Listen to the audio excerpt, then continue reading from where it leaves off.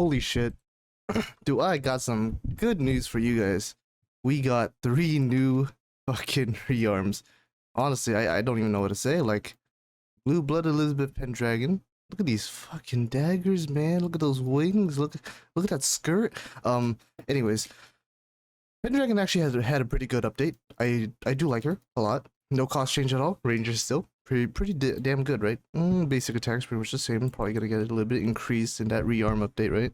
But the biggest thing is that you can see that we have a nice old passive update here. Obviously, you get the 50% extra physical or passive attack damage on her auto attacks, but now at level 10, you also get 15% of the target's current HP as well. Meaning, she's a pretty good shredder. She does a lot of damage very early on, and that's a good thing, because, I mean, what else would you use her for after the assassination, right? If you can keep her alive, she can basically become actual decent 4 I'm so sick. 4 cost DPS, and that's pretty damn good. But there's also her special, meaning she also gets a level 10 passive here that says basic attacks decrease the cooldown of the skill by 0.5 seconds, and 22 seconds. Cooldown's pretty good, but then you realize, oh, what if you use the attack speed set with maze gear, giving her like 40% CDR, 42% CDR actually. Which, that's pretty decent amount. It cuts it in like almost a third. No, not exactly a third, maybe like 30%, right? Which is a pretty big chunk. And then basic attacks with the attack speed set, dealing more damage and also reducing the skills cooldown is pretty damn good. So overall, the rearm update has made her a pretty good non-leaded unit. And her ult, more valid hits, always nice. With CDR, obviously, the ults can be used a lot more often as well as a DPS unit. This ult is actually pretty good as well. It's always a crit damage ult, does AoE damage, it stuns targets for 5 seconds. So honestly, as a 4 cost ranger, I don't think this is bad. This is actually pretty good. Other than that, if you want to lead her, she gets 20% more HP to be a little bit beefier, but the biggest thing is that she has perfect evasion for 10 seconds on deployment. And honestly, that is definitely enough time to get a solid amount of damage in. So Elizabeth Pendragon Blueblood version is actually pretty good. Now next one I'm very excited for, loved by the gods, Esterossa. Pretty good art, but the biggest thing is that besides the fact that she is now a 4 cost, lead 3 cost, and upped 2 cost, she has a 10% attack buff now to her passive, which is really nice, and literally,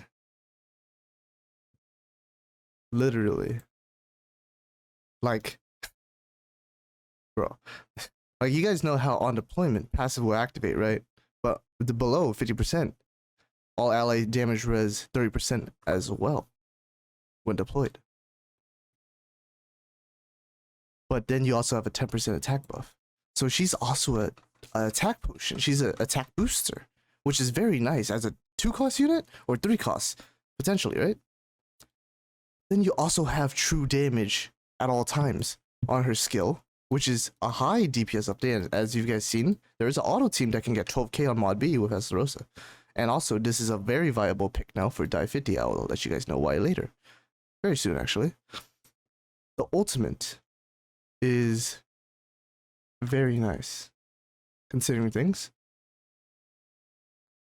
She gets her barrier back when casting this skill, pretty much, and that's pretty good.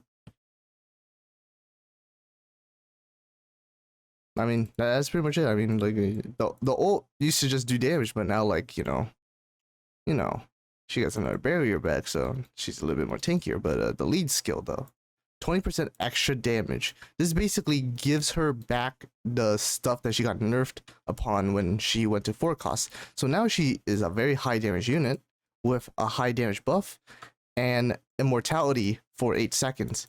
2 seconds a little bit less than Veronica, but now she can definitely replace Veronica in dives.